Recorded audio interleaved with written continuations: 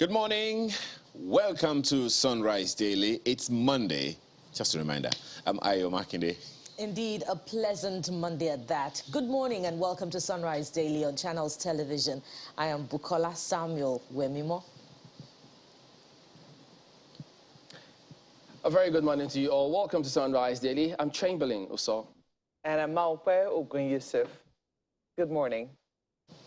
Well, it's interesting that, one of the things that we always try to do on Sunrise Daily is talk about issues that concern and that border on governance and can make our lives better. And good governance starts with the right set of people being in office to ensure that they do the needful at any given point in time. So in the build-up to every election in Nigeria, there's always all kinds of issues that arise within the political parties and without. Now, of course, no less significant, of course, is INEC as well. And one of the issues that's been making the rounds over time is the issue on your screen right now, the transmission of results. There are those who have thought that INEC has jettisoned the electronic transmission of results. But here is INEC saying, nope. Sections 60, 62, and 64 of the Electoral Act details it all out, how it is going to be done. Electronic transmission of results has come to stay.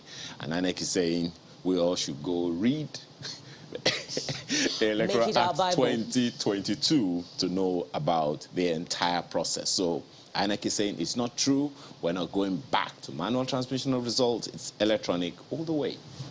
Indeed, just to add that it was in reaction to the position of INEC that it would be collating results manually, and then the political parties raised the alarm, saying that perhaps INEC was plotting to rig the election.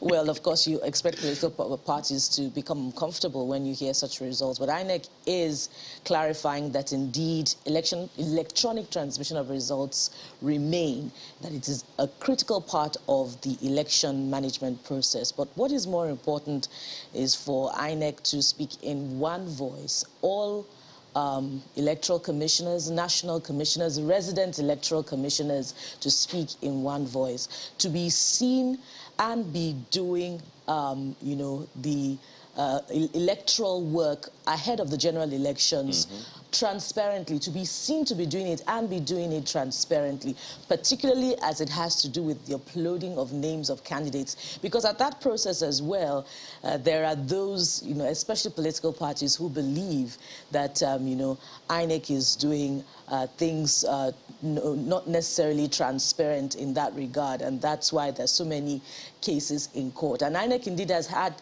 to clarify its position on the authenticity of the names of some candidates forwarded to it. At that level too, there is a high degree of transparency required. So it's essentially not only talking about electronic transmission of results, absolutely, electronic uploading, so everything electronic.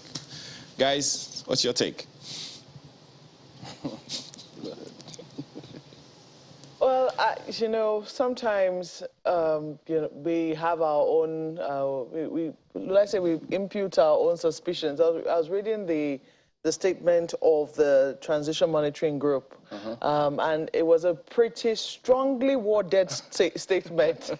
If INEC did not have any intention to, issue any clarification, there is no way you see such a statement by the Transition Monitoring Group and you would not issue some sort of clarification. What I found interesting, though, in the clarification what INEC issued was their emphasis on the fact that the results from the different polling units are going to be transmitted electronically. So they continue to harp on that. But I think what is missing and what also needs some clarification is what then happens when the results have been transmitted electronically. We do know that they usually have a collation center where the presiding officer, depending on the level of the election, where the results as they come in from the different polling units or from the different centers get to, and then that final collation center where the results are tabulated and collated. Perhaps that's a process that INEC still says will be done manually. Do you remember where, I do not want to say where former Minister Orubebe, you know, had that sort of drama at the presidential election. That process, I think, is what might still be manual. The question, though, is why? I mean, isn't that going to take forever to be collating things that have already come in electronically? And, you know, I remember we did ask him that question specifically, having seen that different polling units, different areas transmitted, after uploading the results, they transmitted it, they could all see it. And then we were then waiting for that process to go on at the collation center. So they'll just be collating what has already been uploaded electronically. Yeah. So we did ask him, so if we're already uploading the results, everybody has seen it, why don't you just go ahead and announce it? And then Mr. Okoye himself said, look, well, the electoral act is there. It's already clearly stipulated what must happen, and all the stages are well spelled out there. And until that changes with the electoral act, which is section 60, you could see it in 62, you could see it in 64, the process is there up until when you get the form, you impute the results of the form, how you can recount the post-election procedure and collation of election results, how they need to endorse or rejected ballot paper without official mark. So all those processes are clearly spelled out because we're all excited about it. We thought, so why don't we just scrap that process? Why do we need that process? Because many who were watching at the time did ask us, saying, look, that process for them, they think that is where the time wasting happens. Exactly. So we just want to get it as quick as possible. As possible. But I mean, because sometimes it takes as much as 3 days just to get all the results. But I don't think it will take that long anymore. We should be able to get results in less than 24 hours if the electronic transmission is being done. I mean, it should mean that elections, as soon as they're done, whatever hitches people experience, by evening they should be done. If that is the situation, all the results should be at the collation center by the evening of that day at the latest, unless there is any hitch whereby maybe the election will have to be conducted the following day.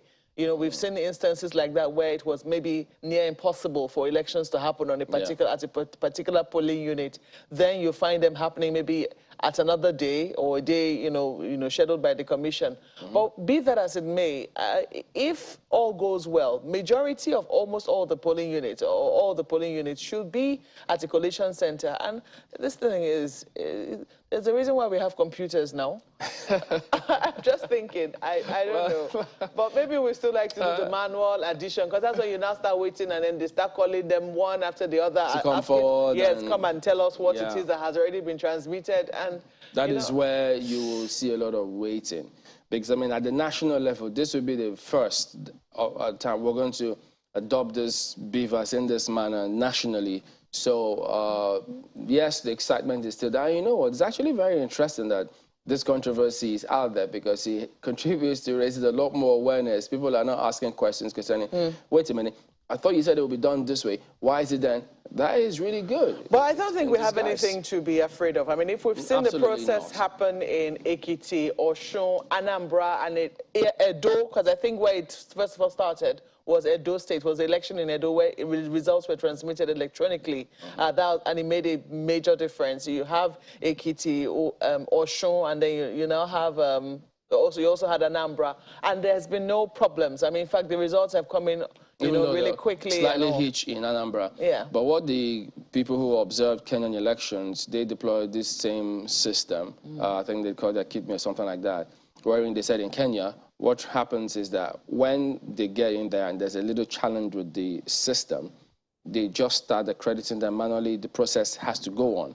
up until when the system is up and running, then they upload it. And so, but we don't have that process yet. So, but at least the introductions we've seen is really good. It's an opportunity for people to go out there, now that they've seen that to a very large extent. I dare say that the votes count.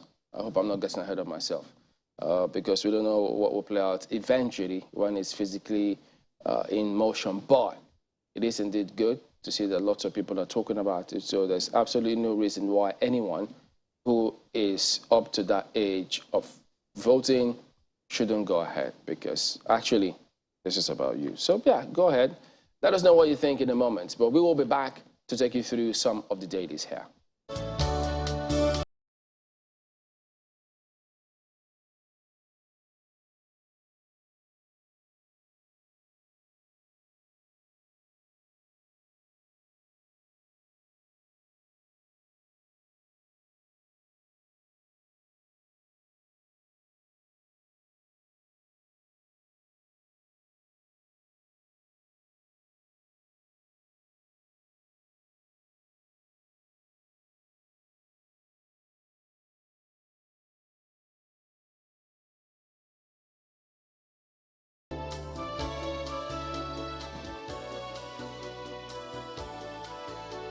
Welcome back. Let's take you through some of the dailies here. And New Telegraph gives a perspective for what is happening in different parts of the country, but in this particular sector.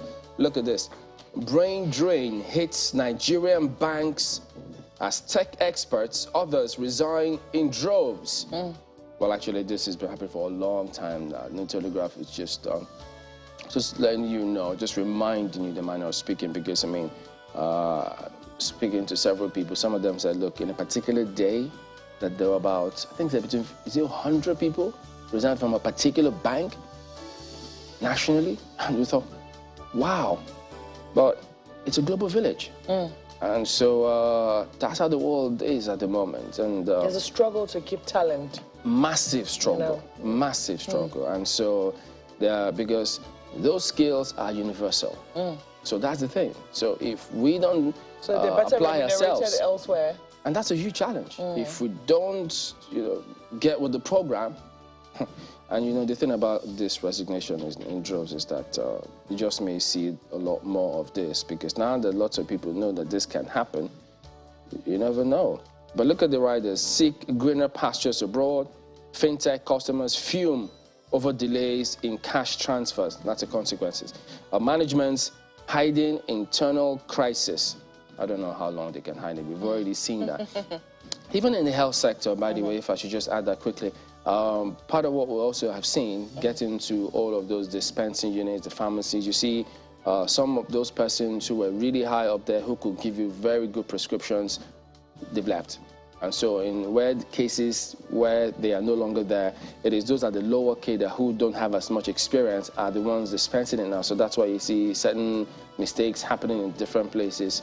So those are things that banks, really need to focus on. Telecom companies, the health sector. And it's catching on. Oh, yes, it is catching on.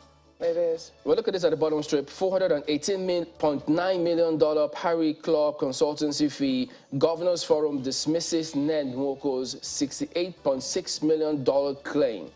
So that controversy is still on, huh? Oh, yeah, it's not about to go. Well, lots of money involved anyway, so. Yes, it is. I mean, we're talking in millions of dollars, for God's sake. Wow. All you have to do is try and just convert it at the current rate. Oh, boy. Then you'll understand what is at stake. The Abuja Inquirer here, let's talk about what is happening right here in the city where we're at. They have this: WAEC, SS, that's South-South, Southeast, lead in public schools performance. Public schools top enrollment, FCT ranks 19th. Oshun, Zamfara lead from bottom. So you have to ask what is going on. Page 3 is where you'll find the details, which perhaps we should ask questions of the current governors of those states as to what precisely they're doing about these statistics that we're saying. Page 3 is where you find all of the details. You also have this one: 621 billion naira road tax credit. FIRS issues certificate to NLNG. So you find the details on page 3 of the paper. Tinubu Shetima's bishop mobbed in Abuja. The story is on page 11 there. It was really unfortunate. They said that the chap looked like one of those fake bishops who had showed up. And you know how mob action goes. Once one person raises it and it spreads, you just cannot make sense. They can't make sense of anything sensible. So they descended on the poor chap and manhandled them. Page 11 is where you find the details. They have a number of other stories just beneath the nameplate there. The obituary announcement of our colleague, Ijoma Onyato, whose father passed on, Professor Yuyu Uche, is also on page 8 of the paper. Let's leave it there for the Abuja Inquirer. The front page of the Leadership newspaper this morning is talking about constitution amendment. You thought it was over? Well, no. But it's a little disturbing what you find on the front page. Stakeholders kick as LG autonomy reaches dead end. And I can hear someone say, God forbid. Only 10 states have passed bill. Lagos, Ekiti reject amendments. 14 others likely to follow. Bill requires approval of 24 state assemblies to become law. Now, I mean, the argument is still out there. We've had conversations with so many people about, hey, isn't the local government system supposed to be the first line of defense against insecurity? So if we are having insecurity and we don't have a functional local government system, do we really want insecurity to end? To end. The question is still out there. And so for some states to be saying no, and according to this paper, 14 others likely to follow, I guess this beckons at the people themselves to say no. We want the local government system to work. But you know, it's an ongoing conversation. We can continue all of that. On the front page, you have so many other stories right above the nameplate. The issue we raised earlier, 2023 electronic transmission of results, non-negotiable, says INEC, along with several others. You can pick yourself. You know, Ayo, another conversation that is not quite over yet is that of the $418 million Paris Club refund. And the front page of Tribune leads with that story this morning. What's it saying? As the big story, it says $418 million Paris Club refund. Governors release names of consultants, amount collected. Let's take a look at the riders. Say $100 million not collected to finance elections. It's apparent consultants can't refund money paid to them. That's according to the spokesman. You know, yesterday the spokesman of one of the companies for the recovery of over-deductions from the Paris Club refund was saying that, in fact, one of the governors told him that you know, the monies being demanded was to finance the Ekiti, Bauchi and Osun elections. But the governors have come out to you know, debunk that, and it seems that there is more to be heard about the over-deductions from $418 million Paris Club refund. But it's an interesting one there, and it speaks quite a lot to accountability, particularly as the country is in dire straits economically. That's the big story, and you'll find the details on page 2. Let's look above the nameplate to see, yet another interesting story. You'll find there, NDLEA intercepts 2.3 million tablets of opioids going to 7 northern states. Arrests grandpa who ships illicit drugs to daughter in Dubai. Oh. And it's been said that there is a correlation between, the high crime rate, insurgency, banditry in the north with drug abuse, for the bandits and insurgents to be able to perpetrate the kinds of crimes that we see, there's some form of association with drug abuse. And lastly, before we exit, let's look, beneath the nameplate, you'll find one story there that would interest you. The middle one, to be precise. Dogara petitions IGP, alleges threat to life. Investigation ongoing. You find that on page 22. Let's leave it there now for the Nigerian Tribune this morning. Well, take a look at the Guardian newspaper next. Stranded fund foreign airlines withdrawal to cost Nigeria $1.36 billion. Air transport in death throes as more carriers consider exits over $464 million stock fund. This sector has been going through a lot of bumps, as it were, for a while now. And now this happens to be the latest in the series. I look at the next rider. Hurdles for air peace. SAA, as South Africa restrains visas to Nigerian travelers. Stakeholders warn of losing Nigerian market to neighboring countries. Seek caution, engagement with operators. So sometimes you just wonder what else to say, how they should handle this, because the persons who are leading that sector, they know, they're well versed in matters for that sector, because that's their field largely, starting from the minister. And so you'd have thought that, look, how come we're experiencing this back and forth? But I think there's some sort of meeting, the National Assembly. They'll be meeting some of the persons there, trying to understand what is going on, why are things the way they are, because it's already feeling the pinch. So, and then there's an editorial here, actually. The Guardian editorial reads the headline, "Impeach Buhari for gross incompetence."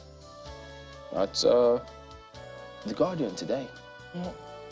Well, the Vanguard, I'm trying to, I don't know how to put these stories, but they have two stories that looks like it's an all or nothing. I mean, you know, damn the consequences kind of story. But look at it. You've seen it there. Strike. Federal government considering ban on ASU. Wow. That's the lead story there. To approach National Industrial Court, approves additional 100 billion naira to varsities. Register our union now, ASU's rival, Konoa, tells federal government. The stories on page 7 of the paper. Page 5 and page 7, you might want to see that story. So that is, in terms of labor relations, politics of a different kind. If you come to the bottom, you also see another type of politics, or what we really consider mainstream politics. PDP crisis. Atiko's camp may call Wike's bluff. Announced campaign committee. So I'm looking for the word to, you know, how do you merge both stories? I mean, they both fit into a particular category. But look, this is what you have on page 9 of the paper. It's all in May though, but don't let anyone pluck out your page 9 for Vanguard newspapers this morning. But you also look at this, unpaid claims. NICOM moves to axe airing insurance firms. Affected firms withheld annual reports for 6 years, unable to pay claims for many years, failed to recapitalize, attract new investors. So while we're trying to grow our insurance sector, it's very important that we pay attention to these types of stories, because these ones are the bad ones who, you know, remove confidence from people trying to do their insurance. Look at this, presidential interview. I'm driven by passion to serve and give back. So they have a conversation with presidential candidate of the PDP, former Vice President Atiku Abubakar. It's a page 14 read. And you're a source of inspiration to many. Omo Agege tells Olu of Warri. That story is on page 11 of the paper. A number of other stories, but I'm going to leave you to do the rest yourself. Mr. and Mrs. is also there for you. On the back page, what a heartbreaking weekend it was in the world of sports. What happened? Double loss for Nigeria in combat sports. Details on the inside. Kamaru and our baby AJ Joshua. I mean, AJ baby. It's tough. What happened? Tough to take. Anthony Joshua. Tough to take. I saw him yesterday. I mean, he trying to rue what happened in the ring, and he was not pulling it together. Nah, because, I mean, he had a lot of expectation, a lot of weight on his shoulders. Yeah. And so being under that kind of burden and leg light was really heavy. It was heavy, yeah. He knew his limits and his challenges. And unfortunately, the opponent knew it, that with that kind of weight, he wasn't built to last for 12 rounds. So if you didn't knock him out, as many people said, it was going to be a challenge. And so, especially having in the first fight, you thought, oh, it will be a mountain to climb. And the opponent played on it, and that's what you get. Oh, dear. And the one for Usman, nobody saw that coming, though. Yeah, Kamaru. So it was just a last-minute thing. So that's why he says he's going to bounce back. So we'll give it to him. They'll come back. They'll come back. I mean, I'm very hopeful that they will, but, I mean, nonetheless, it was a heartbreak of sorts. Let's leave it there for Vanguard newspapers. Put it there, Mark, where, you know, I mean, listening to what Anthony Joshua said, one of the things he said was that he wasn't only fighting just one person, he was fighting Usyk, he was also fighting some emotions within himself, and if you can't win the battle within, oh dear. The Daily Trust newspaper has this one on its front page. Monkeypox cases rise, spread to 26 states, and FCT confirmed cases highest in 6 years. Experts harp on precautionary measures. NCDC raises surveillance as states trace contacts. Lassa fever kills 168 in 25 states in 8 months. Stories on page 4. Isn't this another reason for us to ensure that local governments are active so that we can prevent this kind of thing from continuing, especially at the PHC level? Well, the map on the front page, the graphics on the front page tells you the 27 states that have reported cases of monkeypox so far in the country, and you have a history, on the bars on the right side of the page on your screen. That's the lead story of the paper. And CBN, despite CBN warning, banks rejecting lower dollar bills. 28th page of the Daily Trust newspaper has that one, and several other stories on its front page this morning.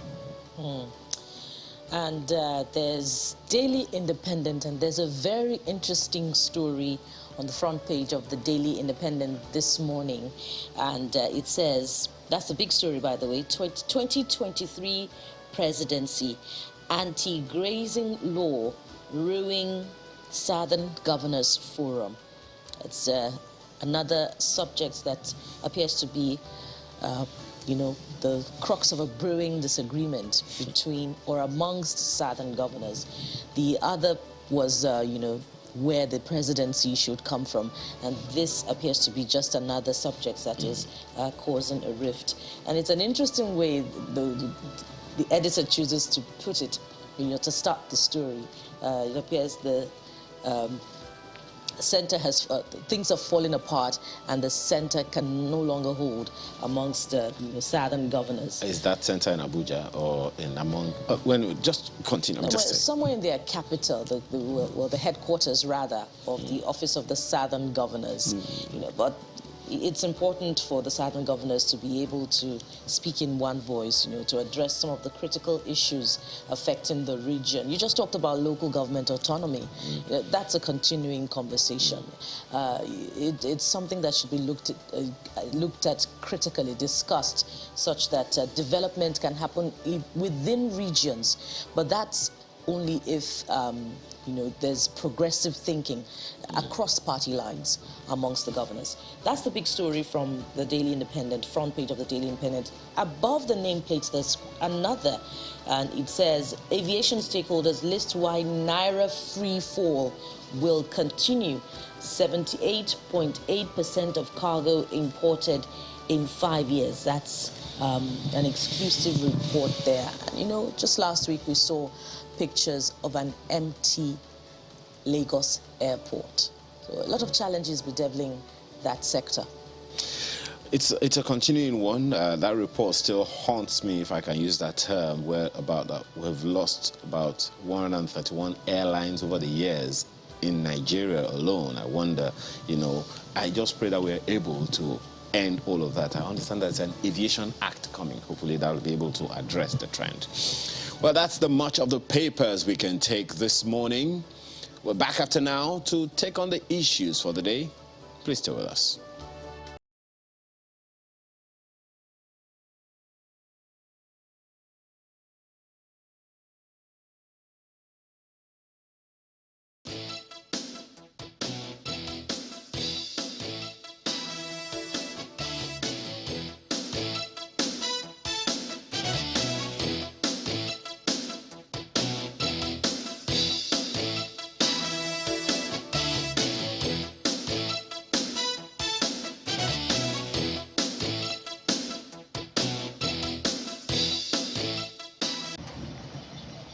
This is Agu Beje Forest in Enugu-Ezike, Igweze North Local Government Area. The Enugu State Police Command carried out a tactical and intelligence-driven dusk-to-dawn raid at the IPOB ESN camp. The operation led to the discovery of a corpse of a male victim identified as Okpanenji Johnson, a police officer serving in Igweze North Police Division of the command, who'd gone missing.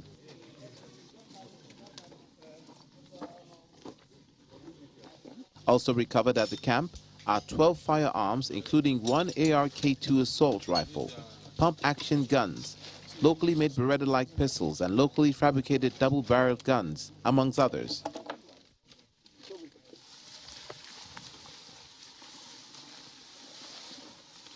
From the southeast to the northeastern state of Yobe, where a gang of 6 persons who specialize in house burglaries have been arrested by the State Police Command.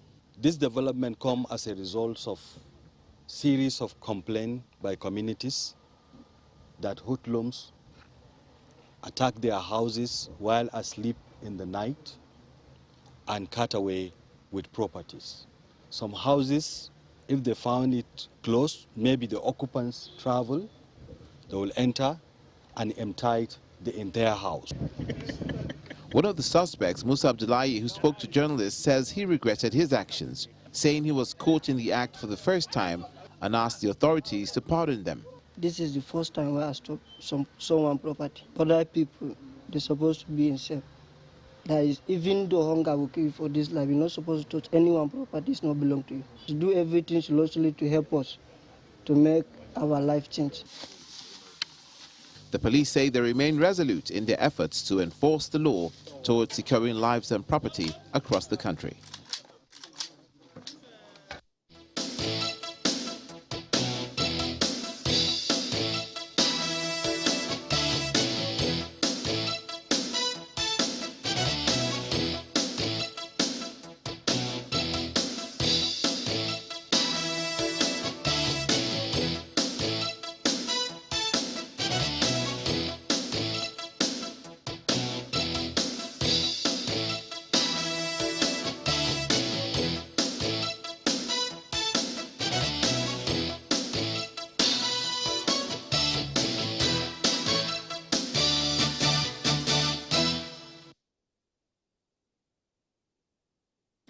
Welcome back. Well, now we, as you've seen there, we're joined by Isa Yuguda, CEO and former governor of Bauchi State, former minister of aviation, among several titles. Good morning. Thank you for coming on the program today, sir. Good morning, my brother. Good morning, well, madam. You've been there, two-time governor, different experience in different parties, in the ministry, and then so you've seen things from a certain perspective. But given the way things are playing out to the country, I mean, we've seen some members in the National Assembly to the extent that they feel that they should go ahead and impeach the president. One wonders how the party sees some of this. Or perhaps you could give us your impression of, given what is playing itself out, are you happy with the way things are going on? Well, in the first instance, we know that running a government by leaders is not an easy task. And in fact, any management environment you are confronted with, you are there to solve problems. That's why you are called a manager or a CEO, whatever it is. Well, so far, you can assess governments as the move ahead in rendering services to the electorate. So far, I can say Mr. President has done his best, and everybody's best is different. So I can say the president has done his best. And of course, you can see also other actors this time that he has appointed to assist him, drive, managing the country, also doing their best. And it all depends on somebody's assessments. So as far as I'm concerned, the president has done his best. But if we look at the figures out there, right from the unemployment rates, the highest in a very long time. We've seen rising inflation. The reports indicate that over 170%, the highest in a decade. We've seen the challenges we've got with security, the kidnappings, the corruption reports across the board. And certainly these figures, they don't flatter him in any way. They paint a very grim picture. That tantamount to saying, look, his best is not good enough from the figures we've seen. Well, if we look at the figures, certainly one will say, okay, they appear to be a little bit, depressing. Because a little bit.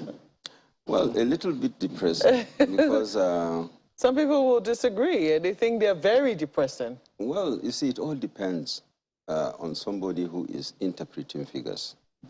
Figures might be wrong, might be right, and figures might be wrong.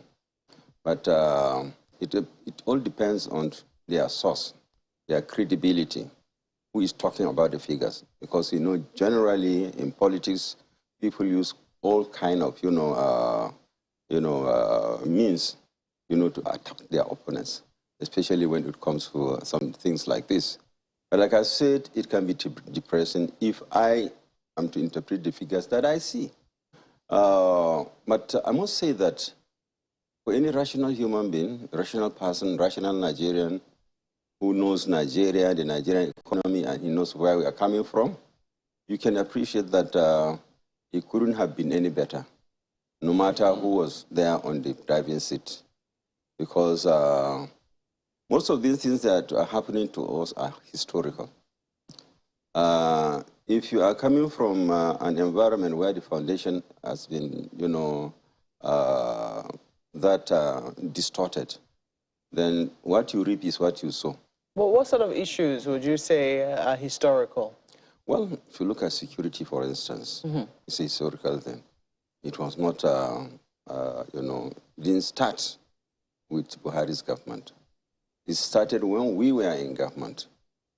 And this is way back in 2008, 2009, because I was a governor then when we were challenged with Boko Haram in Bauchi.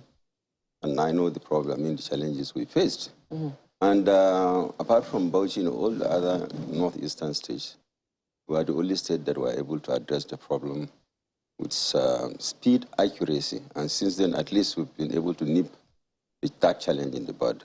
And apart from that, combined with the Boko Haram issue, we had kidnappings, we have cattle rustling, we have religious crisis. That crisis they call religious crisis, when I personally believe that there is no religious crisis in the country.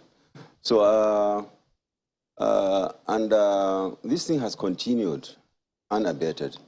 And I always believe that these challenges, especially security challenges, cannot be associated to the president. Why not? Because, I mean, even if you look at presently and the approach of governments, and it's all out there for everybody to see, we've seen how this same government approached the Sunday Igboho matter, those who, the dissidents, quote unquote.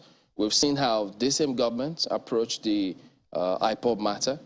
And then we've seen how they approached this particular insurgents, as it were. So many are of the opinion, quite a number of people, we hear time and again, that it appears as though the government is handling them with kid gloves.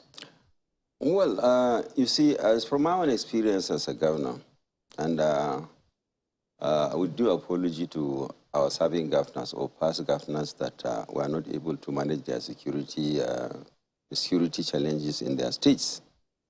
I must say, security issues are the babies of governors, not Mr. President. Yes, he's the overall quite all right. But if you see anything going wrong as far as security is concerned, insecurity is concerned, you hold the governor responsible. You are sworn in to protect life and property. For terrorism cases, we hold the governor responsible? Of course, why not? How? Because you own the land. President does not have land. President does not give CEOs of states.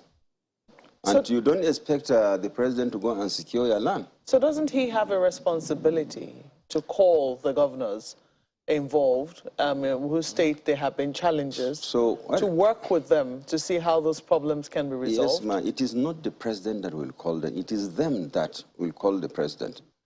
I'm talking from the background of experience. If you don't cry, nobody will hear you. And if you have a problem and you don't cry, until when the problem comes and lands on you, then you start crying. We've seen a lot of let me give you an example. We've seen a lot of governors parade the villa. Sorry to interrupt you. In terms of trying to seek the president's support. Because they have allowed things to deteriorate. Like I said, each governor has a brigade commander.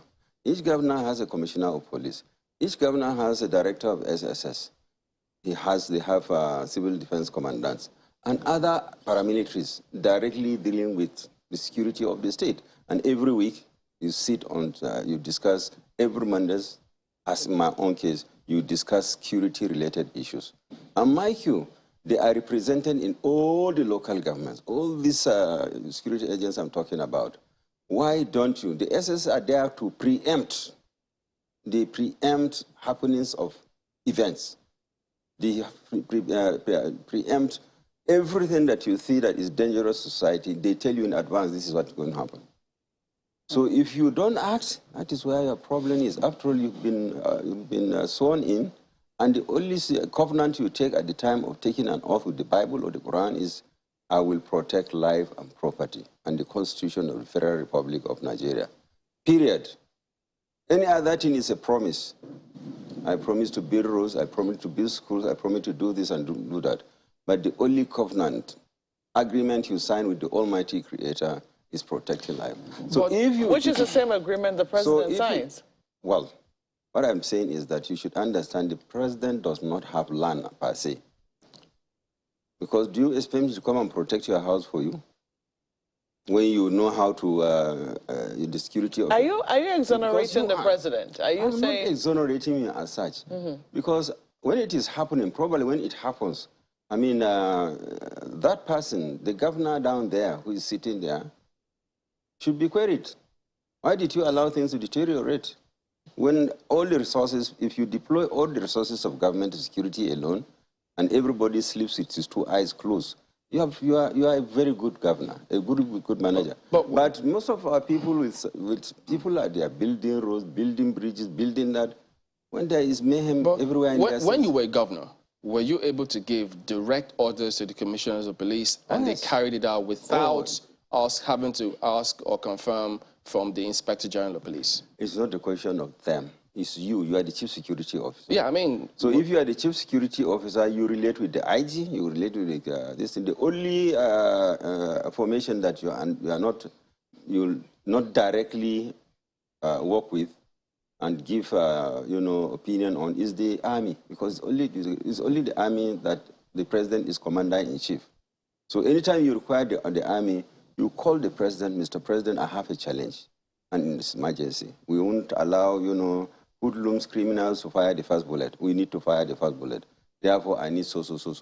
I've already done my planning, and of course, we are going out to the field now to execute. So, Mr. President, we need your support to use your army. He will give it to you. We have done it before. Okay, even though the Niger State governor says he's called out several times and no response whatsoever came through to him. That is another thing altogether.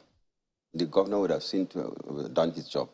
Then it is where you start blaming maybe Mr. President.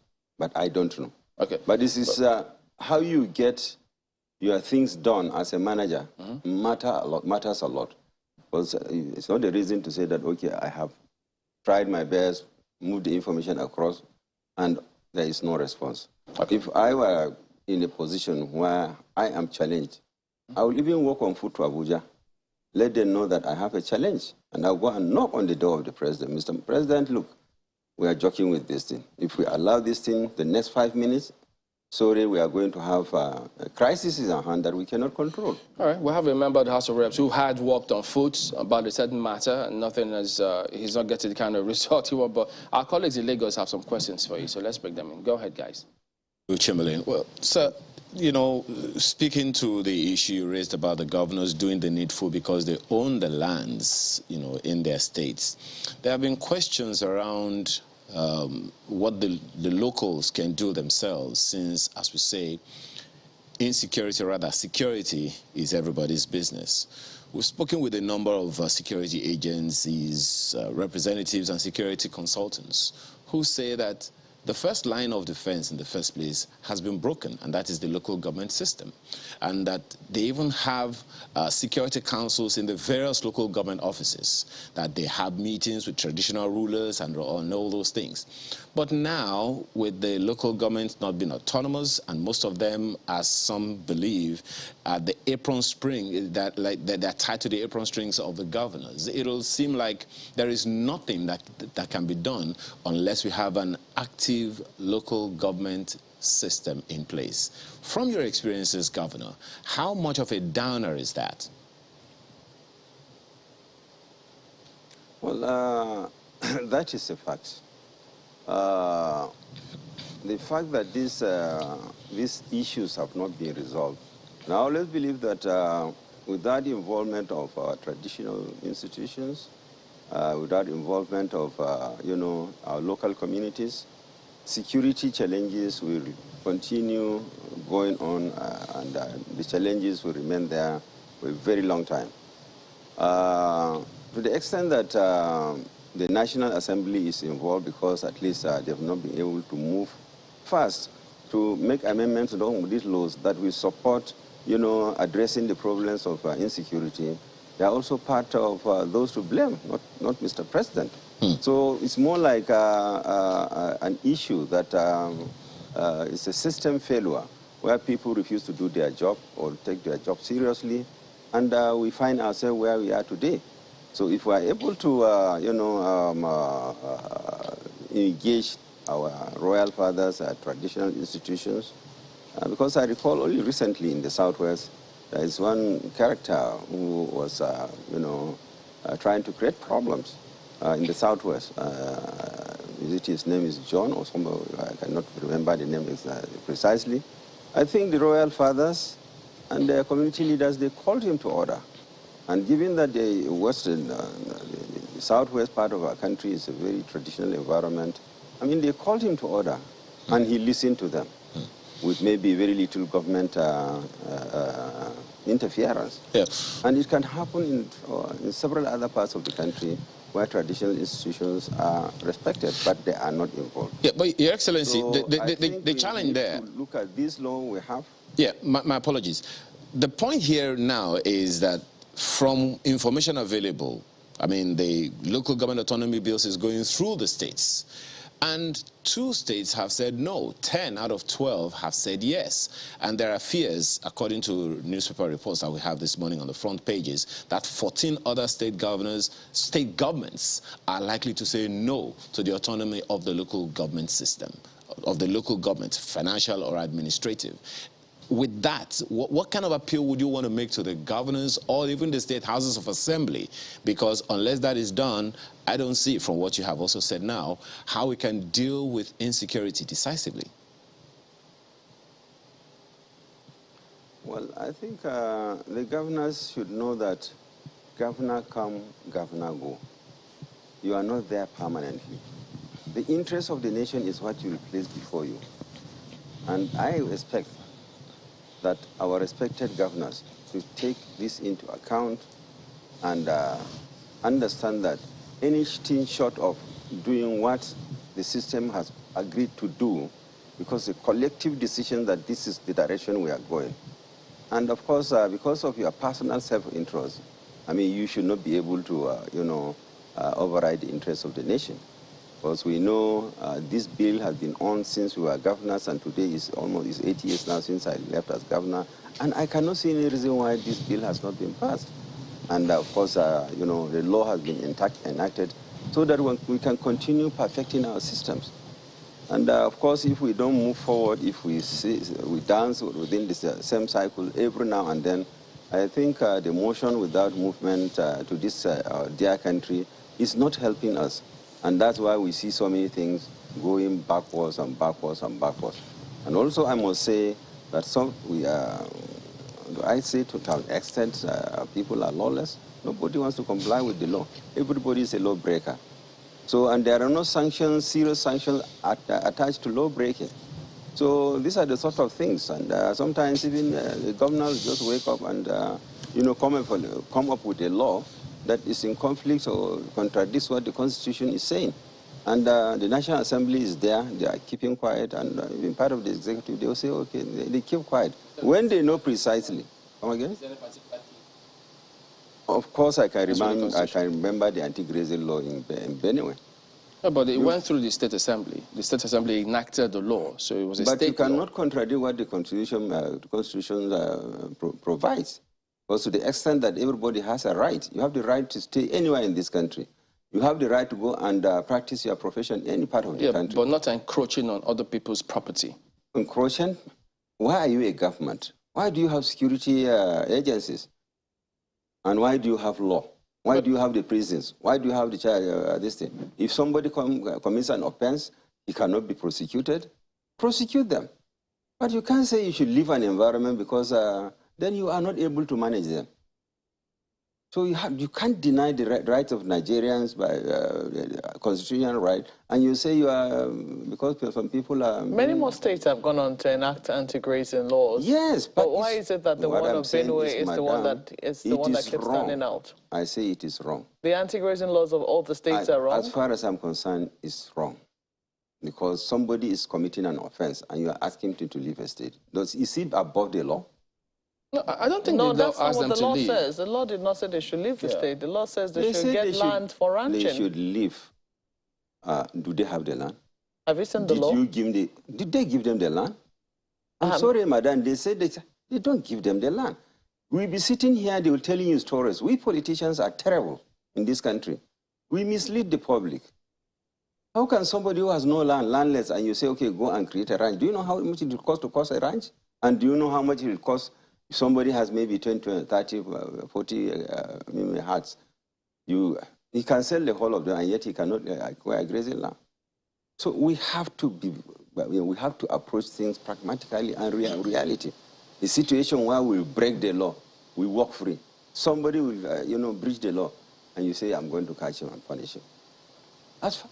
So, Your Excellency, are you saying that, or perhaps I should ask it this way, how should a situation be dealt with now where, a herder encroaches on the land of a farmer, which is clearly a breach, of the right of the farmer to own or to control his land?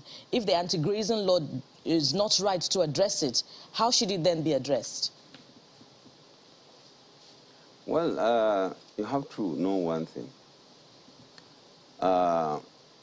From what we have in history, the herdsmen on independence, or not independence, when Lord Lugard finished conquering northern Nigeria, and he set up his administration in Lokoja, moved to Zungeru, and eventually to Kaduna, by 1907, the only group that are taxed were the cattle herders. That is what they call Jangali. And it is with the Jangali that, government projects and programs were implemented. The balance of capital budget was sent by the King of England.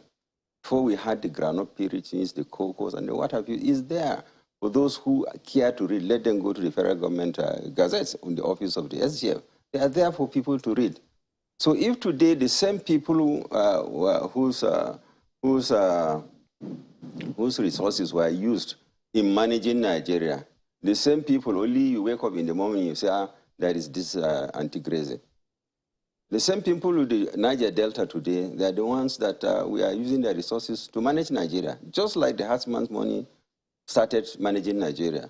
So it's only today, after how many years, close to over 100 years, you wake up and you say, okay, I want to do anti-grazing. All these years, what have you been doing? You are not aware that population is growing, that land is going to be, competed between farmers and herders, and population growth is going to balloon to cover the entire environment. And these people who are involved in transhumance. From Maiduguri to Oturpo, you have cattle routes. Along those cattle routes, you have clinics, you have watering points, you have, veterinary centers, and so on and so forth. And, of course, the entire Abuja here was a grazing area. This is why the entire northern cattle system, they come here for their transhumance during the dry season. They graze here and go back during the rainy season. Your Excellency, you haven't quite answered the question, but if you have acknowledged indeed that there's population explosion and so many current realities, causing such socioeconomic challenges, what then is the cost to life, more or less than what we now see of cattle herders, even on the highways? We've seen them a lot in the federal capital and in many states, not just in the north now, across the south. Yes, thank you, madam. And I want to believe that the governments, the previous governments, were they sleeping when they didn't envisage this problem? The animal husbandry, I think, is one of the most neglected sectors of Nigeria, one economic institution that is neglected by government. You can't leave people wandering up and down when you know that in due course this problem is going to be there. Why didn't you take care of it? When the white man was constructing the cattle routes and grazing reserves, he called them Ruga, and this Ruga is rural grazing area. He knew what he was doing. He had a veterinary research center in Vom. He knew what he was doing. And of course, we had expected that with time, these transhumans should have been addressed by government and say, hey, you cannot improve on the quality of your beef, you cannot improve on the quality of your milk and then the quantity of your milk. If you continue going up and down, you have to keep these animals in one place and cross them with better breeds from different parts of the world so that we can have an economy. One cow is a big economy. There is nothing to waste in a cow. The meat itself is just about 1% or 10% of the entire value of a cow. So you see, we are using a lot of sentiments in driving this issue of cattle. Okay, well, so the fault is the fault of the government. It's not their own fault. Okay, but one of your interviews, you said that you worked with governors, your two-term while you were there, you understand their mentality and their mindset, and that the governors are not development-driven. Yes. What did you mean by that? Yes, if a governor is educated enough to know that today Nigeria does not import beef, everything we eat here locally is from the cow, then something must be in the cow. Well, are you speaking concerning the cow or generally? No, I'm just giving you an example. Okay. If you domesticate maybe somebody who has maybe a heart of about 100, you come and intervene in terms of providing all the the means of improving the quality of life of the animal. Like I said, it will produce more meat, it will produce more milk, and it's a huge economy. You will employ veterinarians, the veterinary doctors, clinic attendants, and so on and so forth. You'll have a milk produced to sell to the public, and of course, you will engage more. A heart of about 100 can engage almost about 10, 20 professionals. And of course, it's another economy starting altogether. And they don't have to roam away. So you have international best practice in the cattle ranching and keeping them together. But we here in Nigeria, now, why do you expect somebody who is landless now to go and create a ranch? So the governors should look at, they should be development driven. They should look at how to move forward from where we are today and to where we are going. You don't chase somebody away and you imagine that you are solving his problem. When you say the governors are not development-driven, then you highlight how a lot of responsibility is on their shoulders. We'll be going towards general election. There'll be elections soon across board. Today, there are several reports as to how lots of people are leaving the banking sector, which you were former MD of, in droves. Because they feel the economy is not conducive for them. Lots of young people leaving the country. Do you think some of these narratives you've given, will the people buy it? Because many of them feel that they will just go out there and vote your party out. Well, it's a mistake. Any person who is looking at it from that angle, I think is making a mistake. We have a government policy, and these policies are fantastic. And governments and then the political will to enforce these, rules and regulations and incentives packages given to investors. And that is why we have a problem, because some of these things are not, like we have, security, for instance. An investor will not come into an environment where there is insecurity. So, but who is there to enforce to make sure that people obey the law? We have the police, we have the civil defense, we have other things. The president is in charge of all of it. The buck stops at his table. Well, it does quite all right.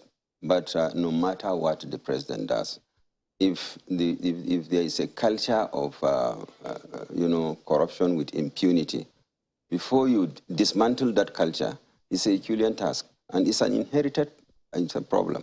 And it is getting worse, whether we like it or not. Nigeria has not come to terms with the reality that corruption is killing us and it will kill us finally.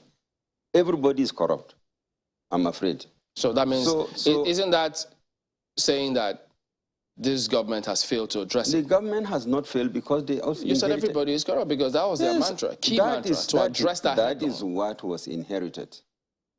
But if that's why they were voted into power. I was part of previous governments, and I've seen the corruptions. Yeah, but this government said we were going to address it headlong. Well, that's the narrative. They came with that intention, and we don't know the kind of road, landmines that were placed on their way to be disabled. So if they failed in addressing it, it's a question of we tried and we failed. But corruption in Nigeria, I am assuring you, is the problem. And if we don't address it, it will end up ending Nigeria. Well, in the days ahead, we'll have a larger session. So we'll look at more issues, but I'm afraid right now... We are very positive that the APC government of Asiwaju will address the problem. You're assuming that he is going to win already? Of course, I'm not assuming. I'm very positive. Because if Nigerians are wise, if you are there to appraise somebody based on performance, among all the candidates you have, is the only person that has something to show for. Do you know Lagos today is a medium-income economy? It's no longer part of the Nigerian economy. Who made it possible? Is it not Tinubu? Or are you going to deny him the credit of having set up structures? And one very, very important... There's been 2 or 3 governors after him. But he set the foundation. If you lay a foundation, and all those governors are his boys, he has the capacity to hunt. Oh. So, so when it comes to management, I've been a manager since a very young boy at the age of 20-something. And I continued managing until when I was almost getting to 58. That is when I left as a governor. So, and I know what management is all about. If you cannot manage your human resources effectively and deploy them to achieve objectives, you are not a manager. All right. We have to thank you for coming on. Isa Yuguda is a former governor of Bauchi State, former Minister of Aviation. He is the chairman, board of trustees of APC Professionals Forum. Thank you for coming on today. And you haven't asked me about the professional forum. You took me on some questions. But not to worry. That's why we'll have another session with you in the days ahead. I thought I was here to talk about... be available as well to do. Yes, I thought I was here to talk. Yeah, well, it turns out that this current issue is just because... Dominated your... Absolutely. So, but not to worry. We'll have you back and look at some of these issues. Thank you, madam. All right. Thank you so much for coming on, sir.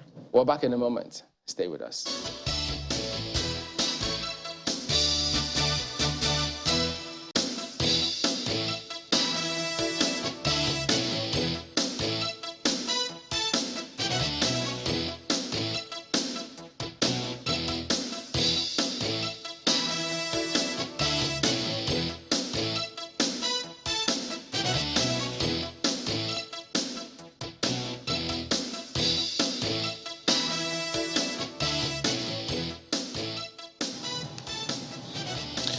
Well, as you've seen there, Senator Ola Khanwogu joins us this morning. He is a member of the People's Democratic Party to discuss the issues around the internal affairs of the PDP. That's been a concern to so many. Thanks for joining us this morning, Senator.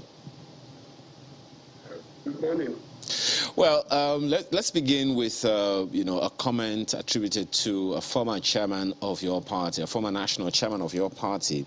And it was also on the slide that you saw earlier that if the board of trustees of the party had intervened earlier, things wouldn't have degenerated as low as it has come. What's your take on that? Well, it's possible that things will have been handled better, but I think it would be wrong to put that blame on the Board of Trustees or any organ of the party. The party had elections, primaries, a candidate emerged. When that happens, leadership and responsibility just flows directly on the winner, who is the beneficiary of the process. So it's the leadership he provides that dictates what happens. It's very difficult for people to externally impose on a candidate when he has emerged. It's the decisions of the candidate that is playing out.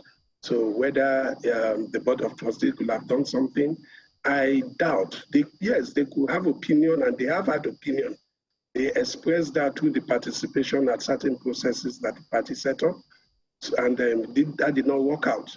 The limitations of their powers were clearly exposed when even the chairman of the Board of Trustees was part of the team that had to select the vice presidential candidates for the party, and the position he voted for was not sustained. So what could he have done? It's still up to the person who is the ticket bearer or the standard bearer of the party to decide how he wants to move his ticket forward. Well, still on that one, what then would you say is responsible for all of the issues that we've been having in the party? Well, there are those who believe that the current one that you just talked about now is just a highlight of many other issues that have bedeviled the party in various parts of the country, and even, previously before the primaries. What's your take on that one? I mean, could those issues have been avoided before it gets to the head that it's come to? Yes, clearly it could have been avoided. There is no gainsaying the obvious. It could have been avoided. After the primaries, there was a spirit for partnership. If you recall, Governor Wike had said, if I don't make it, I'll support whoever emerges. When Waziri Atiku Abubakar emerged, he had visited Governor Wike.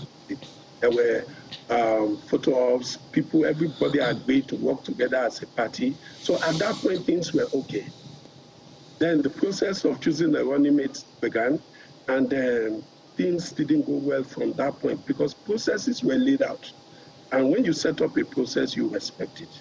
And the party leadership, very credible leaders of the party, at the instance of the candidate and the party chairman, met and took a decision and expressed preference of how the process should go.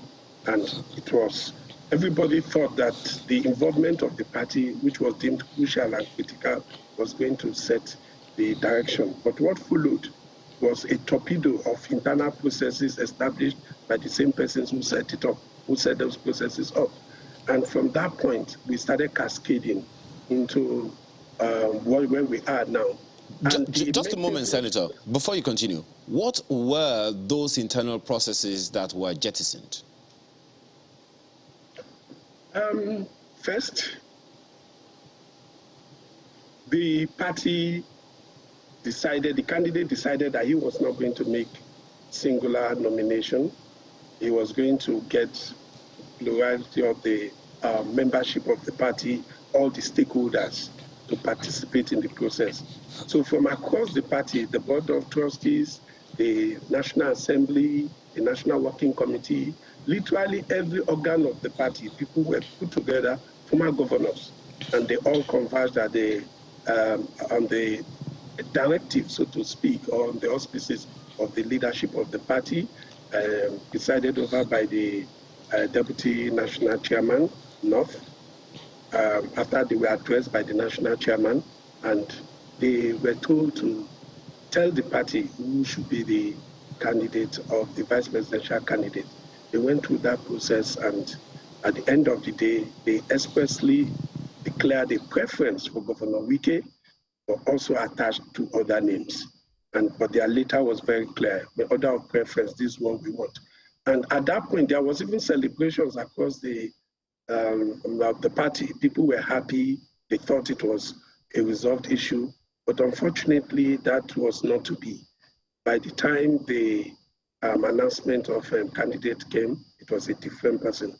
But what was to follow were the communication of it. For instance, in the unveiling of the candidate, the words used did not only reflect who was being chosen, but were derogatory to who was not being chosen. And from that point, trust and innuendos crept into the communication within the party. And if you recall, the premise itself was hard fought. The winner, Atiku Abubakar, got about 300 and something votes out of 774 votes. And the runners up, Wiki got 200 and something. It was a close vote election. The gap wasn't too much. And these were two people who could unite the party and just move the party forward. But once this didn't happen, then how they got together, how they talked to each other, how they framed their relationship was crucial, because serious members of the party had become members of two blocs, and it was important to unify them. And for most of us, we were excited when the candidate said, I'm a unifier.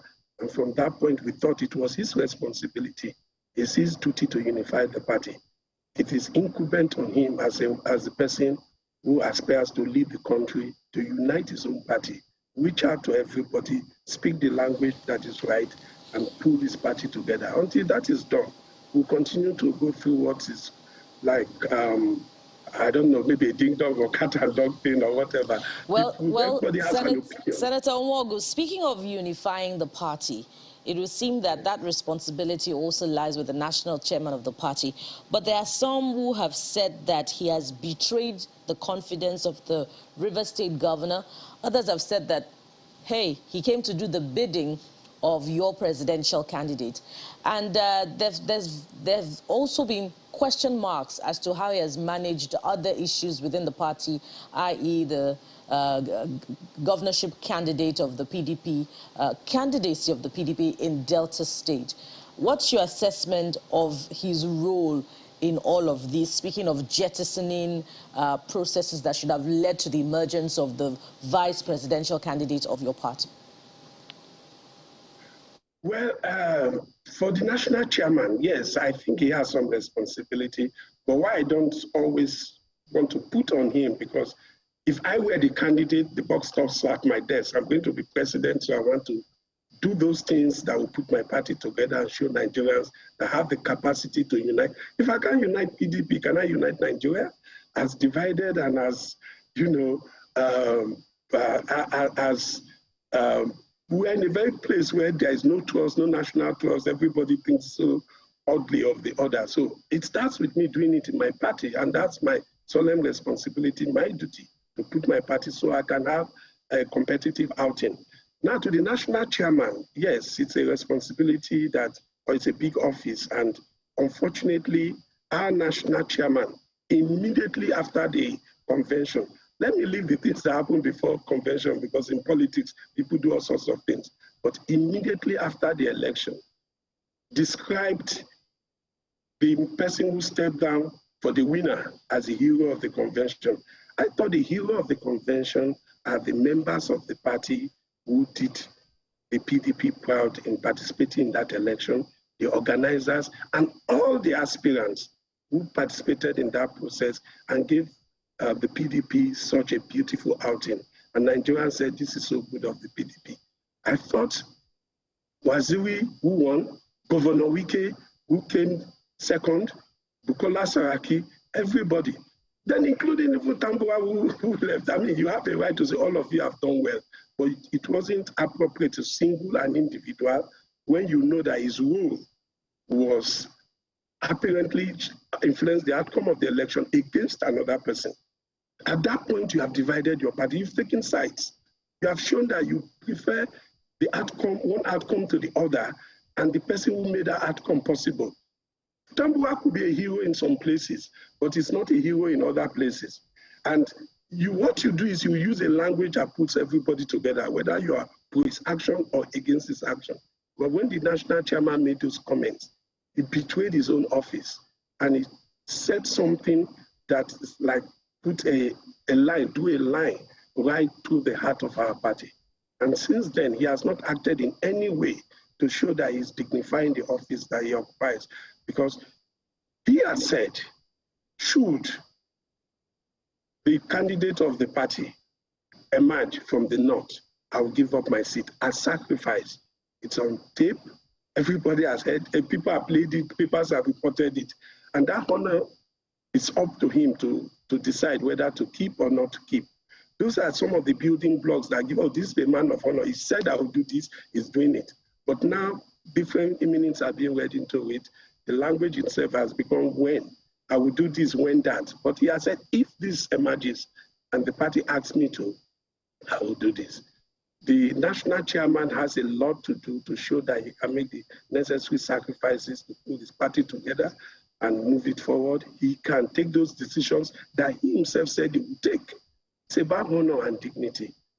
And right now, we are waiting to see if any of this will Jump in here. I'd like to ask, I mean, you've talked about how it is incumbent on the presidential flag bearer of your party to try and unify the party, especially when he said he's going to do just that. But one would ask if the other side too has also positioned itself in a place to be unified. Do you think that they are also willing to come back and be unified with the entirety of the party? Because some people also say that Governor Wike, by his own utterances, hasn't exactly, been in a position to want to be reconciled with the presidential flag bearer. First, Governor Wike is somebody who is out there in the public space. After the elections, he didn't say anything until the flag bearer visited him, and then there were some discussions, and then this process of choosing, and then subsequently he went to talk to his people. It was then after that there were so many leaders of the party who came out. Former Governor Sule Lamido, former Governor Babangida Aliyu, they put out interviews there that if I was the candidate, I'll tell them, stop. What you're doing is not helpful. They said very terrible things against Governor Wike openly and to Nigerians, and still the governor did not respond. Nigerians were visiting. When you say he spoke to his people, you remember that come back home speech which he had received at the airport, and then he was given a warm welcome after the convention of the party here in Abuja. He was accusing governors of having betrayed him, governors of the South of having betrayed him. Of course, some people will say it was natural that he was hurting, but do you think that those comments helped the reconciliation process? Then he was away for a long time, came back, and then he also, had that interview at the airport. And, for a number of people, they felt that the positioning was not one, the posturing was not one of one who was willing to be reconciled. Do you agree with them? No. He was actually pro-reconciliation. I was at the, when Atiku visited Wike at his lodge, I was there. I heard most of what transpired until they went into a private session. When Wike got to Port Harcourt and made those speeches, he was just addressing Rivers people, saying we've come of age, we've done a gallant battle, we've done well. Yes, we were betrayed because we all agreed that the next president should be from the South. All Southern governors met at Asaba and agreed to that, hosted by the Delta governor. I thought they should have kept faith with that. We were betrayed. That is fair. I don't know how that concerns Babangida Aliyu and Sule Lamido and others, but from that point, they took on Wike, and they were on, and Wike said nothing. When he came back from the airport, he only responded because at that time, the candidate himself went on TV, Arise Television, if I'm correct, and said certain things why he chose who and why it wasn't the other. And that was not necessary. If I make a choice between Senator, people, yes. Pardon me to jump in. How would you react? Yes. I mean, I've heard you say if you were the governor, sorry, if you were the candidate, you would take certain steps. Yes. So feeding off that narrative, how would you respond if you hear, for instance, that the camp of the presidential candidates feels like, look, there's only so much time we have for this. We have to move on and address certain other issues. If this reconciliation hits a brick wall, if the Rivers governor refuses to perhaps accede to some of what we are willing to offer, well, number one, we'll move on, with or without him. And number two, we will also consider, say, bringing back former governor, former minister Rotimi Amechi back to the APC and giving him reverse it. After all, he might not consider it out of place to come back to the PDP. What would your reactions be if that were to play out? Well, first, nobody wants PDP to succeed more than Wike. He built the party literally, fought to put the party together, and all agree this is the man who puts his time, resources, and efforts to make the PDP as competitive when every other person ran away thinking the PDP was dead. And he really still wants the PDP to succeed. The issue is that people have to sit and talk.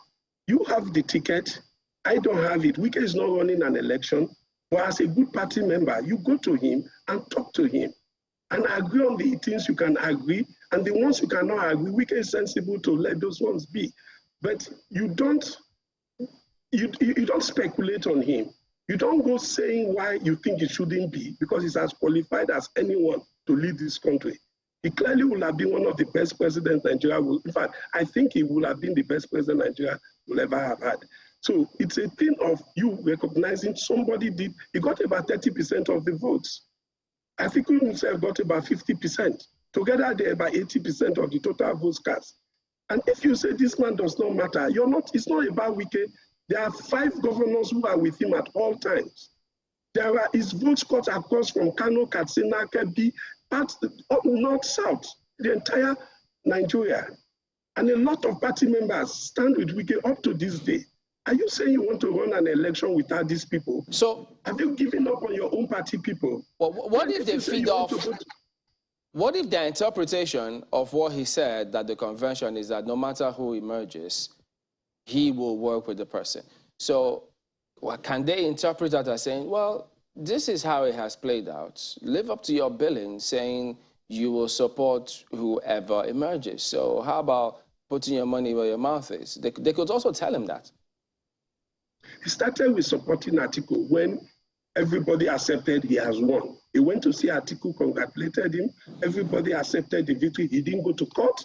He didn't challenge. There were things in the convention that were not right. He had a right to go to court. He didn't go to court on anything.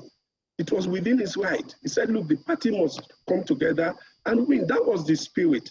The issues came from the comments being made. And unfortunately, some by the presidential candidate himself. And that is why I say he's the only person. Atiku Abubakar is the only person that can decide, I want to end this. He's the one who can sit with Wike and let's get this thing. And interestingly, they are gone. But having seen what is playing out, don't you think that probably the party feels, or the leadership feels, well, we can go the whole hog without perhaps conceding more grounds? Because if they actually think they can't, or that there's an absolute necessity, or that there is something to reconcile or sort out, they would have done that long ago. Doesn't that suggest that they feel, look, we can move on, given the way things are? I don't know the arithmetic or the logic behind such thinking. If as a politician, you have to see the history of your votes and see and check where your strengths are. From what I know, the largest votes of the PDP always come from the South-South, and Rivers State has continually given the largest vote to the PDP over the years since 1999. And if you say Rivers people don't matter, the votes of Rivers State does not count. You must have where you have the votes to make up. You know, sometimes I hear some people say APC people vote for PDP. That's fine. If you're sure of what you have, go ahead. But I, as a politician, don't think that's the way to go. And I don't even think it's a necessary path to follow. Why will you not reconcile your own party? What do you lose? Why will you not talk to Wike, sit with him and say, look, listen, what are the issues? Let's go this day. It's a process. Why will you not start it? Why would the national chairman take a position that completely, because right now, all the positions of trust in the party are in the north. And that was not the understanding. First, the party says we should rotate power. Second, the party, people agreed. In fact, part of why North Central produced the presidency, the chairman of party, was almost an understanding that there is a strong chance the presidency is coming to the South. But the party said, since we're not zoning, if that does not happen, then the national chairman will decide. There are just little things here and there that define what's going on. A bit of honesty, a bit of trust building, a bit of less arrogance too. When somebody says we can move on, if you don't Senator Nwogu, so you want to throw away 5 states? Yes, please. Yes, the trust building, honesty is taking some time, and you know it is said in political circles that the Wike-Atiku rift is room for the positioning of strength for the All Progressives Congress, the ruling party, especially as the campaigns are upon us. It's just a few weeks to the month of September. So it seems as if it's taking longer. Don't you think it's creating room for the ruling party to cash in on the rift within your party? You see, first it's taking long because the processes. I was a member, or I am a member of the team that met between the Atiku team and the Wike team to resolve this thing. And of course, we are talking. And we had very useful talk because we sat together. We made very good progress. We articulated a few of the issues and agreed to allow both sides work on them and come back. So there's a process going on. But it can be further enhanced by pragmatic intervention of the principals, because the teams can talk, but the principals can also come to the table and speed it up. If time is of the essence, which I think it is, what the issues are is people want to create an impression that Wike is not forthcoming on reconciliation, and nothing could be further than the truth. Wike is as available to the party which he believes in to make an arrangement that works for everybody. But we ask for respect and we ask for inclusion. A situation where some persons, maybe around even the presidential candidate, just think Wike does not matter. And they make utterances and carry out acts that reflect that isn't helpful. But it's still up to Mr. Presidential candidate. Every other person interprets what's going on. It is him who will show, this is where I stand. I just still do not understand why it will take what it will take for somebody to sit with the other and deal with the issues. And okay, so you say you're a member of that team, and some of the issues would be that the national chairman should go, and that the demand for one term should the candidate win the election, and some other demands as well. And some have said that that is extreme. No, I don't think the discussions have reached some of the points you're making. And to protect the process, I will not go into what the discussions are. But I will tell you that the Atiku people have heard what the Wike people are saying, and the Wike people have heard the concerns of the Atiku people, and some processes that can resolve it have been put forward. And both principals, I think, are being briefed or have been briefed. And at some point, it is still the energy, intensity, and commitment of the presidential candidate that will easily move this thing. It's not a difficult thing. It's just a thing of two people sitting, recognizing each person is important. Wike knows Atiku is important. He says that, and he has respect for Atiku. Atiku, I believe, has respect for Wike. Then both of them will lead the process. It's just as simple. If you're running an election, you want to win. If you don't want to win, then stay on these issues are very infantile, in my own opinion. Well, they don't even amount to anything. I want to win an election, I go to the man who can help me. And I sit and say, what's the problem? And we get it done. Well, Senator Wogo, it only begs one question. I mean, from some of the things that you have said, this morning, it only begs the question of the strength of individuals as opposed to that of the institution called the PDP. But we can't go any further on that conversation right now. We have to thank you very much for your time this morning. Senator Olaka Wogo is a member of the People's Democratic Party, joined us virtually from Port Harcourt. Thanks again for your time. Thank you. The elections are coming in no distant time, no more distant time than February next year. What more do we need to know? That's up next. Stay with us.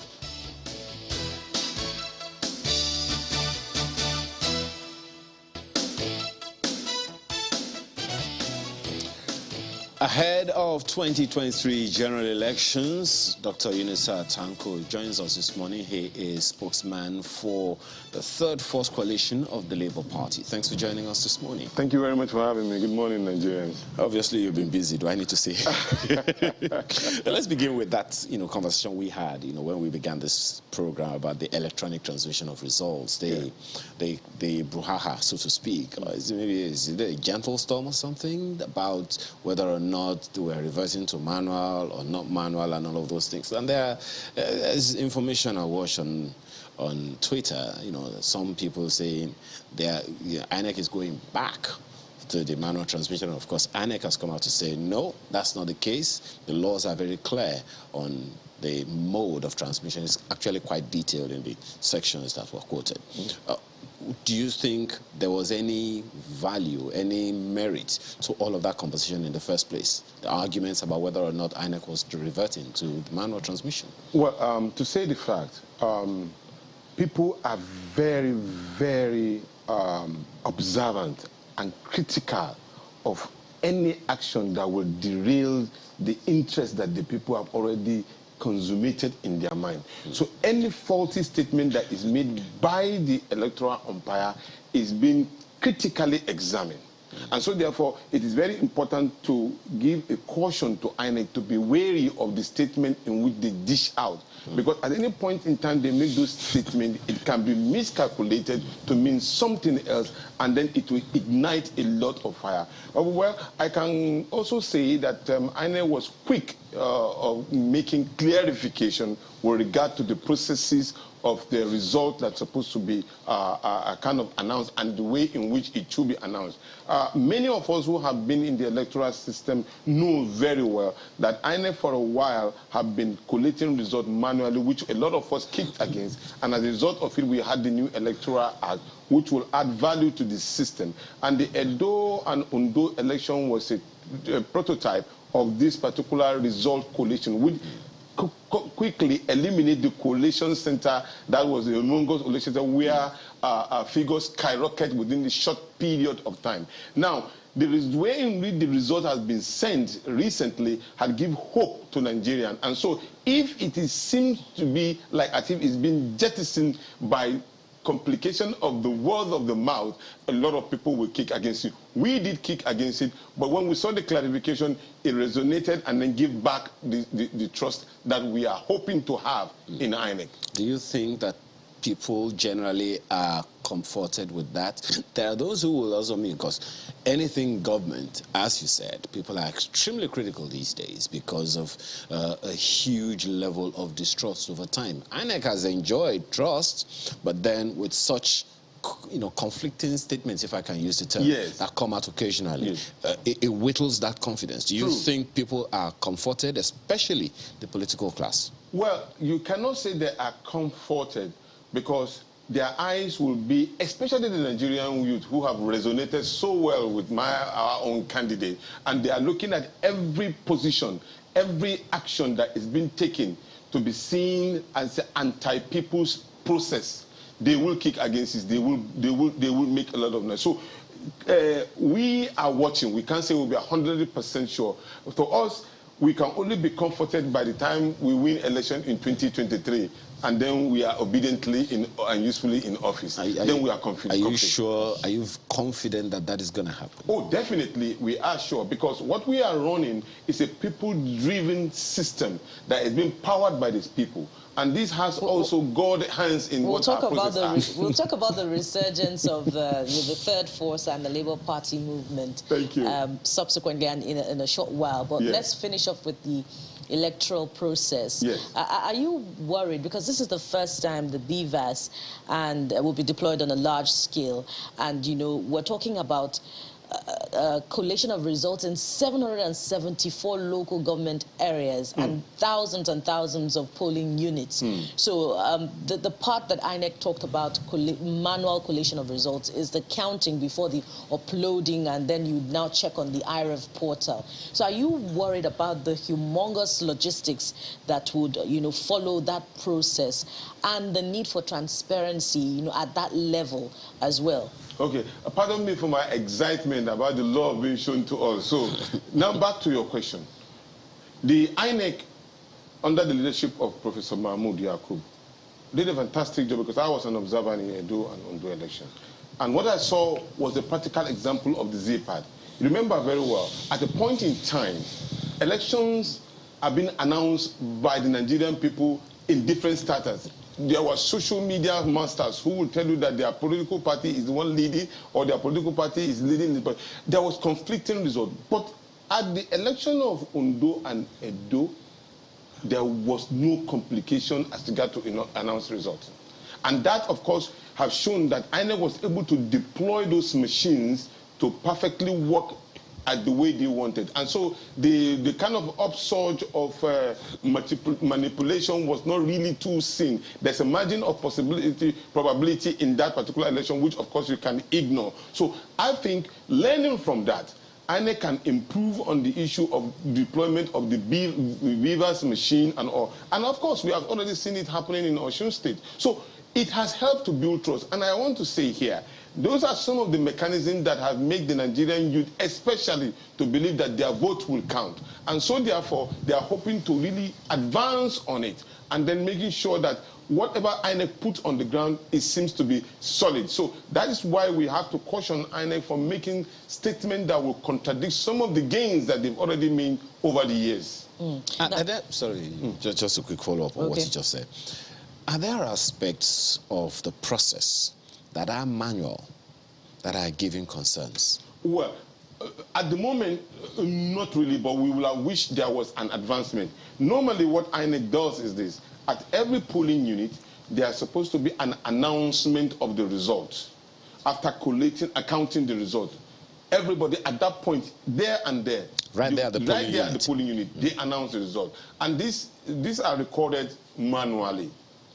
Okay? They only record manually, they will make sure that they paste it on the wall.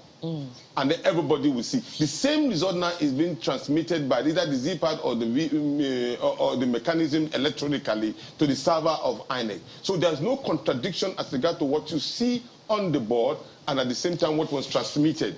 So when you get to their collation center, when they are announcing a general election, either in the State Assembly, Federal House of Assembly, or governor, or presidency, they collated it while they were the service, and then they collated it manually. So I guess probably that was what they were trying to explain, but they explained it wrongly for people to say they're just opposing the issue of the electronic processing.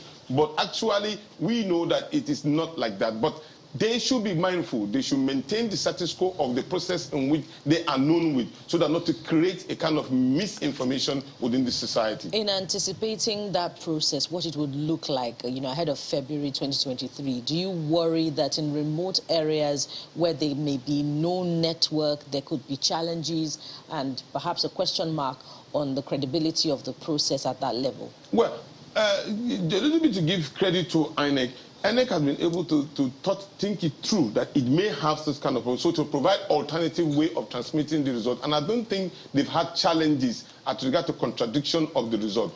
What we want to see is to ensure that that particular transmission and calculation of the voting that was done, because every one of the political party must have at least two agents at the polling unit. In fact, every political party that has its agent across the 178,000 polling unit should be able to know the result of his own candidate at the time in which election has been announced at each polling unit. Because each of the agents should be able to collect that particular result. And if there is conflicting result, because every copy will be given to an agent. Every copy will be given to an agent. So if you have your agent at the polling unit, you have a copy of the result that is announced by INEC, including the people who voted, will see and hear the result. So they themselves, if they have a network, they should be able to have the same equal result as the agent has, as INEC has, and there should not be any confliction. Now, what are the challenges? I mean, one of the critical stakeholders in this entire process, Dr. Tanko, is the political class, yes. The politicians themselves, yes. Their agents, and all of those things. Sometimes the interpretation that is put out to people is with the intent to either discredit or to position the process in such a way that if people are not careful, things can be compromised. In that light, what kind of conversations should be or communication should be coming from the political class in order to foster confidence among the voters? Because if that's not also fine-tuned, people are just going to continue to say the same thing like, well, they already decided what they want to do.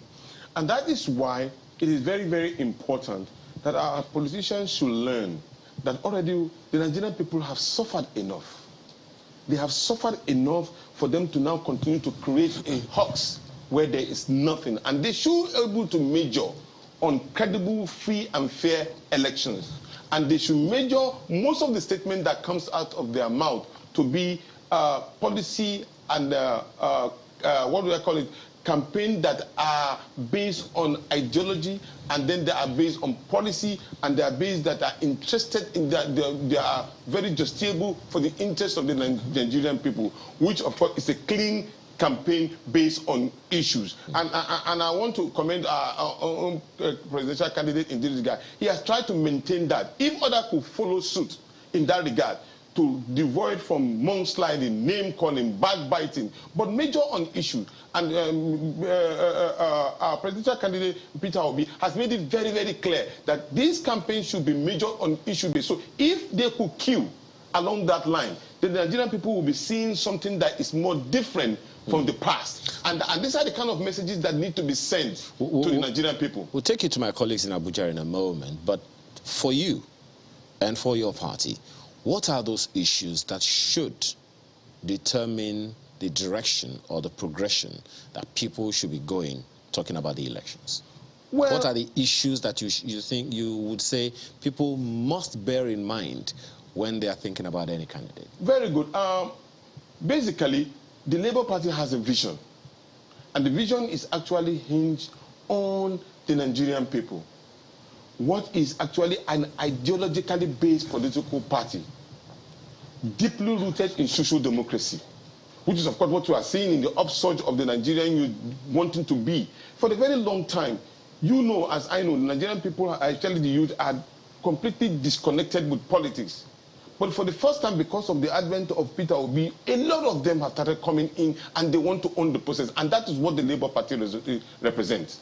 With that particular action, it is very, very clear that the Nigerian people want to see things that will turn around their own lives. Such as? Such as one, for example, based on the manifestos of the Labour Party and the Charter of Demand of the Nigerian Labour Congress and the policy document of the TUC, which is being collapsed into one, the Nigerian people are not gullible. They just wanted to see a country that gives them jobs opportunity, changing their life from a consumption nation to a productive nation, which is always the statement of Peter Obi. And apart from that, they want to see a Nigerian nation that is built on good, solid educational background, which, of course, when you talk to individuals, they can be able to communicate with you directly. They want to see a country that is deeply secured, which is a practical example of what Peter Obi have been able to do in Anambra State. Just a very quick clarification, but it will seem as if the Labour Party is just waking up from its slumber. You know, for example, well after the INEC window for the submission of candidates, names of candidates had closed, the candidate for your party just emerged in Kaduna State, I think on the 10th of August, to be precise. How did it pull that off?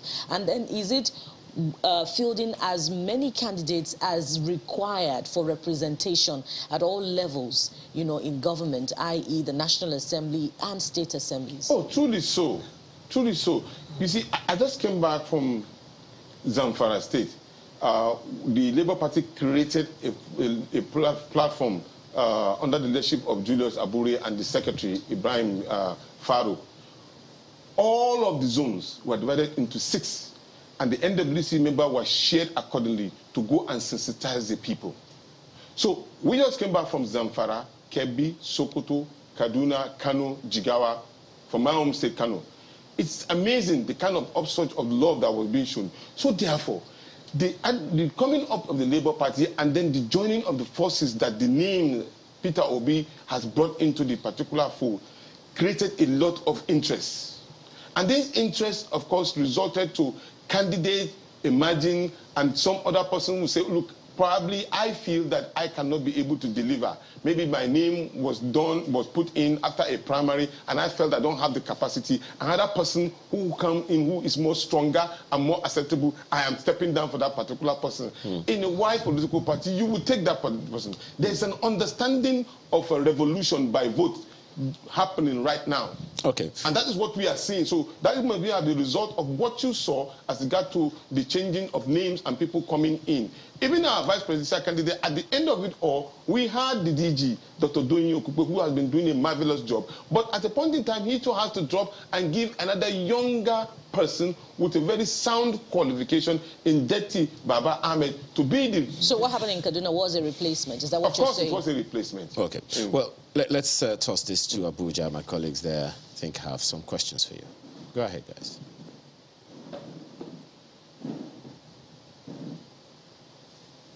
All right, you know, Dr. Sanko, what do you say to those who think, wait a minute, quite a number of persons who are actually on hand to work and do certain things for the Labour Party happen to have been largely drawn from the PDP, and that from the look of things, Labour Party's candidature cross-board is likely going to hurt the PDP a lot more, even at the state level, thereby making it a lot easier for the APC just walk into several key positions.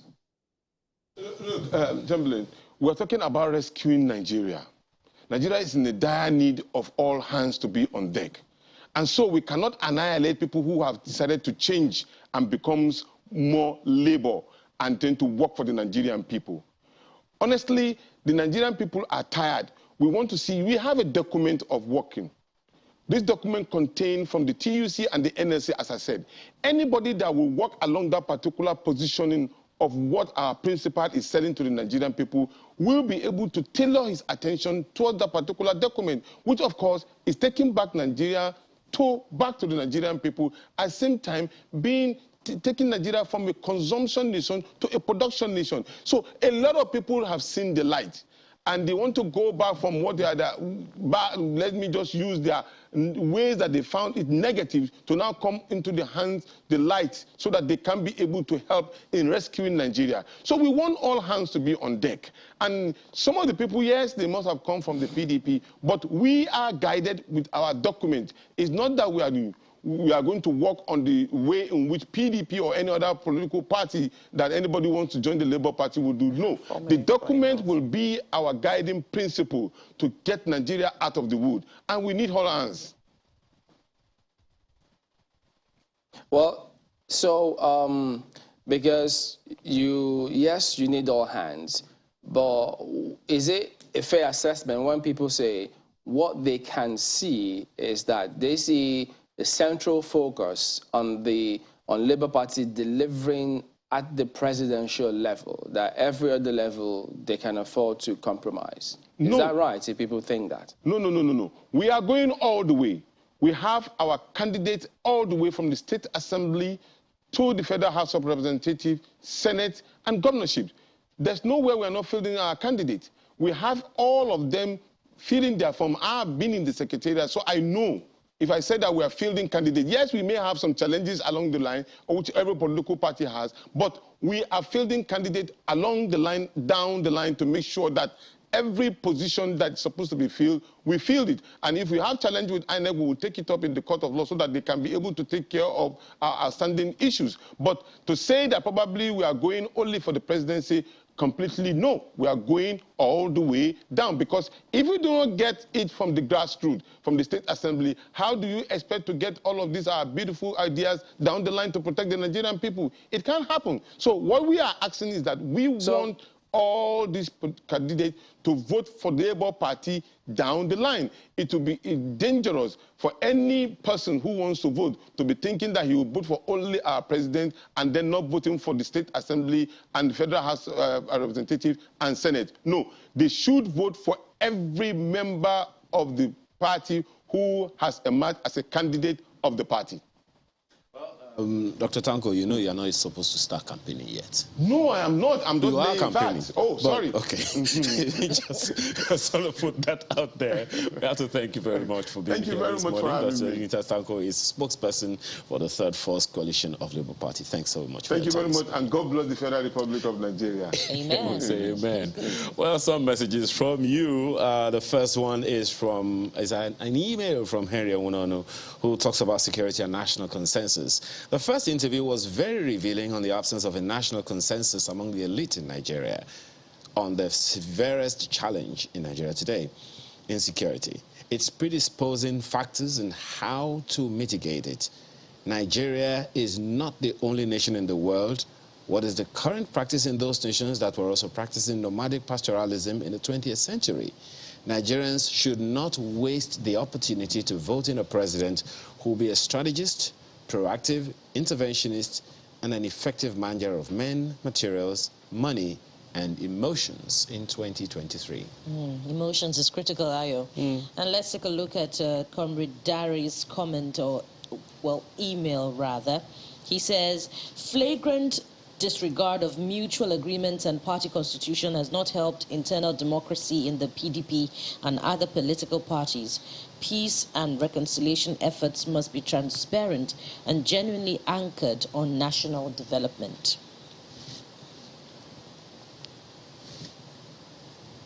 Well, I think that there was a mix-up there. Bukit, the email you read was from Henry Okeke, not from Comrade Dari. Comrade Dari's tweet is now on the screen for you. He says PDP is not doing well as opposition party with divided home. It's time for Wiki and Atiku to put behind them whatever rifts between the two of them at their last presidential primary and move forward.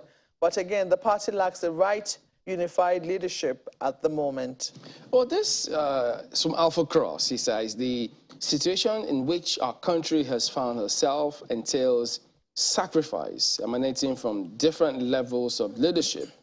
Good, we now have a new head in RMAFC. Let them look inwards and tinker remunerations of political office holders. Okay. You think that will happen? Well, we hope so. We can only hope. Very interesting. Well, that's the show today. Thank you so much for being a part of our day and for allowing us to be a part of yours. I'm Ayo Makinde. Have a splendid week ahead. Remember, we have a very interesting week ahead, so stay with us on Sunrise Daily. Thank you for watching today. I am Bukola Samuel Webimo. From Abuja, I thank you as well. I'm Mao Belgun Yusuf. Yeah, indeed. Remember that. It's from Abuja. I'm Chamberlain, so goodbye.